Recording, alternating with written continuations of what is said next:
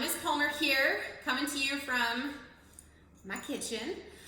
We will be talking about estimating square roots today, so I need you guys to go back and pull from your memory about exponents and what does it mean to square a number. So if you don't remember, go back to the optional video before this to refresh yourself. If you do remember, sweet, and let's get into it. Hi, wonderful humans. I am using two different colors. I'm just using black and purple, but you can use your pencil and a pen, or you can just use two different colors, whatever you want. I would just make it two different things because we're gonna be doing some color coding a little bit. But for now, today, we are now being in 8th grade. That's what that 8.2 means, is 8th grade standard, and we are approximating the value of an irrational number, including pi, and the square root of numbers less than 225. And I know that seems like a very large number, but hopefully after today, you'll see that it's not that big of a deal. Our essential question is, how can a non-perfect square be approximated? We hope that by the end of this lesson, you will know how to do that. So we're going to, first off, I need you guys to create a number line on the side of your journal. What I did was I used, that really faint red line that's on the other side that you can kind of see through. I kind of used that in the edge of my paper to help me make a straight line. And what I need from you guys is to make it from 0 all the way to 15. I skipped every other blue line to make my tick mark. So pause the video, do what you need to create this line in your journal. Then going back to our notes, we have some vocabulary terms, an irrational number, and it's important that we understand what it is, because again, this is the first time you're being introduced to it. An irrational number is a number that cannot be written as a fraction. That's supposed to be 2 words. Such as a non-perfect square or a non-terminating, non-repeating decimal. So, for example, 2/3, is 0.3 repeated. That can be written as a fraction. 2/3, 0.3 repeated. It is not an irrational number. We call that a rational number. An example for an irrational number would be pi.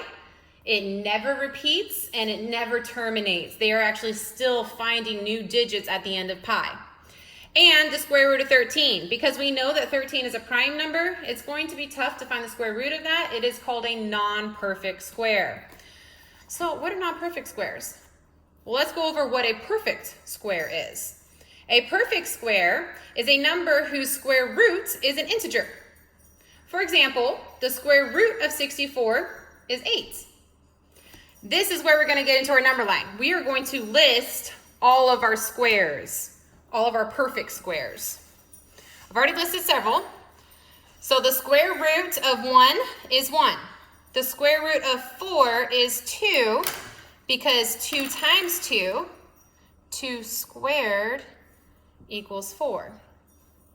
3 squared is 9, therefore the square root of 9 is 3. 4 squared is 16, therefore the square root of 16 is 4. And we're going to do that all the way up through 15.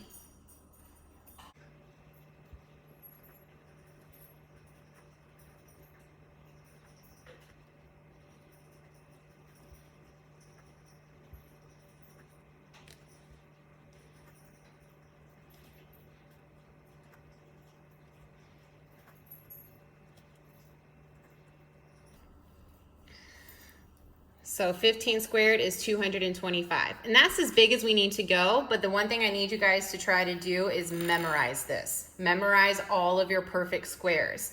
I'm willing to bet most of you already have them memorized, you just didn't realize that they were perfect squares.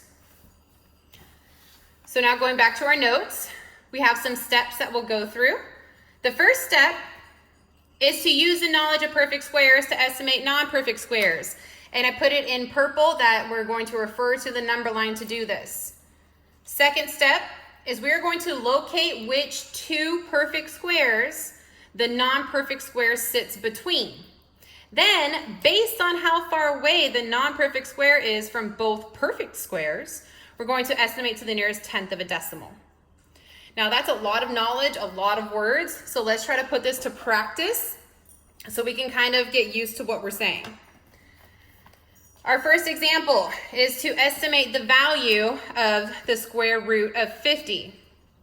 So I'm going to redraw a quick number line, and I'm just going to put two values on it. First, I need to figure out which two perfect squares 50 sits between. Well, it sits between 49 and 64. So I'm going to draw my number line with just 7 and 8 on it.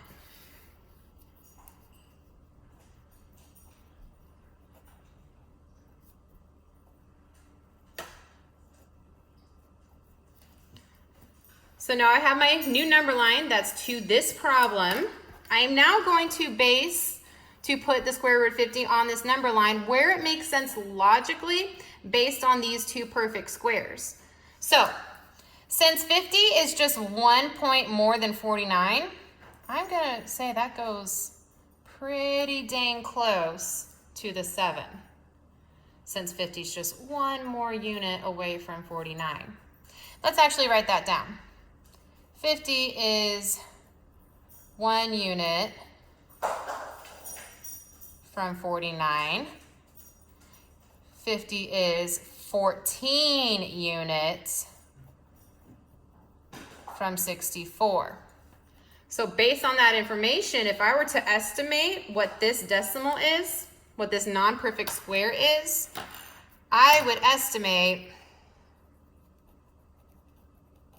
that the square root of 50 will be around 7.1. That's what these squiggly lines are. They're approximating equal signs. We always box our answer when we're finished, and that's it.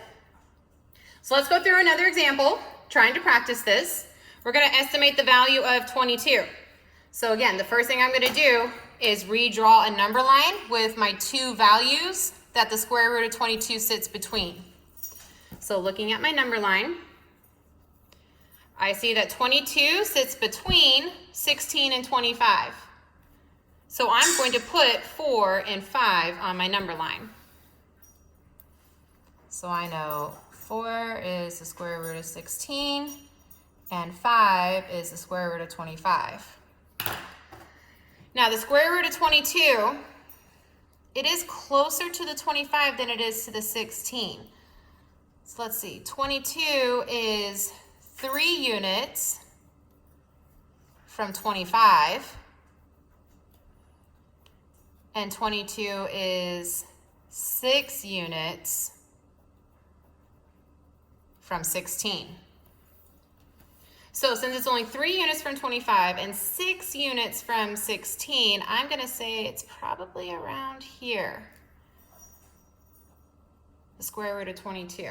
And since that looks like more than half, but not really 3/4, I'm just going to call this 4.7. A little bigger than 4.6, but not as big as 4.8. So my estimate for the square root of 22 is 4.7.